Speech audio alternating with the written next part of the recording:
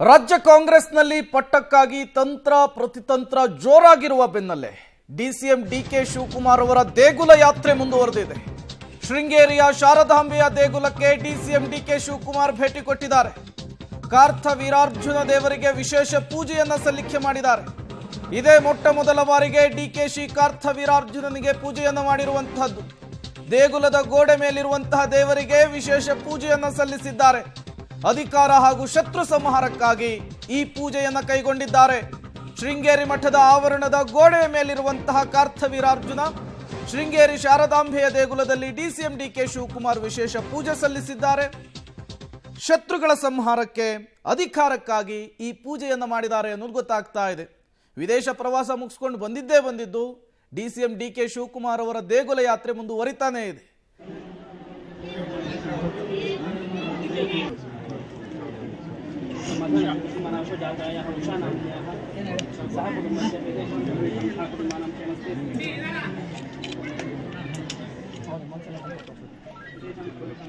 ನೀವು ಕೂಡ ವಿಜುವಲ್ಸ್ ಅನ್ನು ಗಮನಿಸ್ತಾ ಇದ್ದೀರಿ. ಇದೇ ಮೊದಲ ಬಾರಿಗೆ ಡಿಕೆಶಿ ಕಾರ್ಥ ವೀರಾರ್ಜುನನಿಗೆ ಪೂಜೆಯನ್ನ ಸಲ್ಲಿಸಿರುವಂತಹದ್ದು.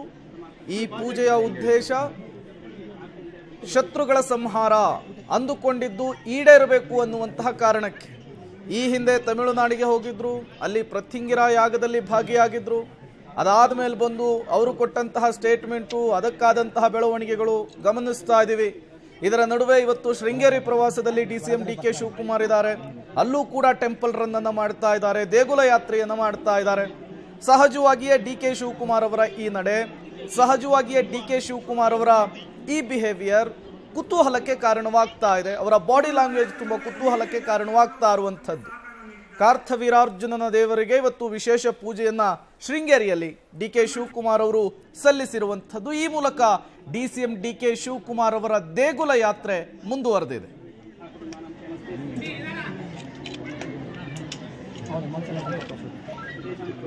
ಮತ್ತಷ್ಟು ಡೀಟೇಲ್ಸ್ ಅನ್ನು ಕೊಡ್ತಾರೆ ನಮ್ಮ ಪ್ರತಿನಿಧಿ ನಾರಾಯಣಗೌಡ, ನೇರ ಸಂಪರ್ಕದಲ್ಲಿ ಜಾಯಿನ್ ಆಗಿದ್ದಾರೆ. ನಾರಾಯಣಗೌಡ, ಡಿಸಿಎಂ ಡಿಕೆ ಶಿವಕುಮಾರ್ ಇವತ್ತು ಶೃಂಗೇರಿ ಪ್ರವಾಸದಲ್ಲಿದ್ದಾರೆ. ಸಾಲು ಸಾಲು ದೇವರುಗಳ ದರ್ಶನ ಮಾಡ್ತಾ ಇದ್ದಾರೆ, ವಿಶೇಷ ಪೂಜೆಯನ್ನು ಮಾಡ್ತಾ ಇದ್ದಾರೆ. ಈ ಕಾರ್ಥ ವೀರಾರ್ಜುನನ ಪೂಜೆ, ಈ ಪೂಜೆಯ ಹಿನ್ನೆಲೆ ಏನು, ವಿಶೇಷತೆ ಏನು, ಯಾಕಾಗಿ ಮಾಡಿಸ್ತಾರೆ, ಏನೆಲ್ಲ ಡೀಟೇಲ್ಸ್ ಸಿಗ್ತಾ ಇದೆ ನಾರಾಯಣಗೌಡ?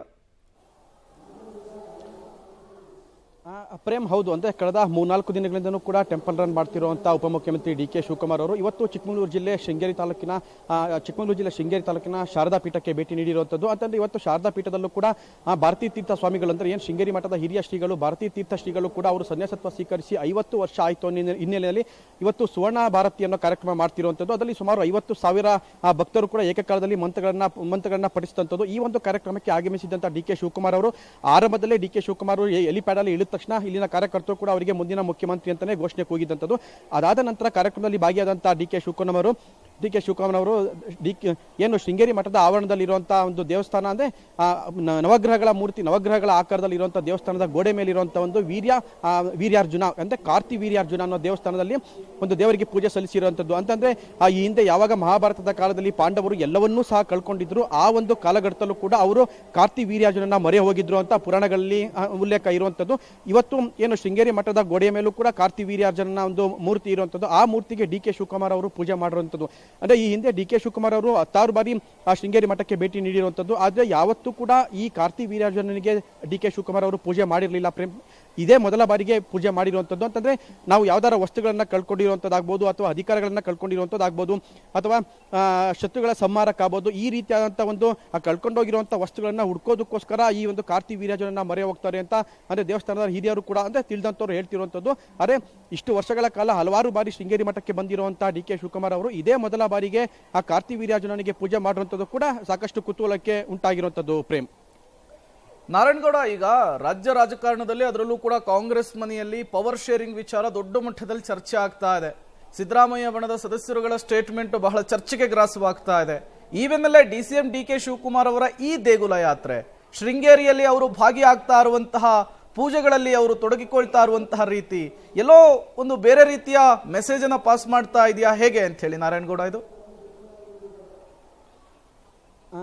ಪ್ರೇಮ್ ಕುಮಾರ್ ಎಲ್ಲ ಒಂದು ಕಡೆ ಆ ಒಂದು ಅನುಮಾನ ಕೂಡ ಕಾಣುವಂಥದ್ದು. ಯಾಕೆಂತಂದ್ರೆ ಒಂದು ಕಡೆ ಡಿ ಕೆ ಶಿವಕುಮಾರ್ ಅವರು ಕಳೆದ 2-3 ದಿನಗಳಿಂದಲೂ ಕೂಡ ತಮಿಳುನಾಡಲ್ಲೂ ಕೂಡ ಶತ್ರು ಸಮಯ ಪೂಜೆಯನ್ನ ಮಾಡಿಸುವಂಥದ್ದು, ಮತ್ತೆ ಚಿಕ್ಕಮಗಳೂರಲ್ಲೂ ಅಂದ್ರೆ ಶೃಂಗೇರಿ ಮಠದಲ್ಲೂ ಕೂಡ ಶಾರದಾಂಬೆಗೆ ವಿಶೇಷ ಪೂಜೆ ಸಲ್ಲಿಸುವಂಥದ್ದು, ಮತ್ತೆ ಇತಿಹಾಸದಲ್ಲಿ ಸಾಕಷ್ಟು ಒಂದು ಹೆಸರಾಂತ ಅಂದ್ರೆ ಒಂದು ಕಾರ್ತಿ ವೀರ್ಯಾರ್ಜುನನಿಗೆ ಮೊರೆ ಹೋದಂಥವ್ರು ಅವರ ಬೇಡಿಕೆಗಳು ಈಡೇರಿದೆ ಅನ್ನೋದೇ ನಂಬಿಕೆ ಇರುವಂಥದ್ದು.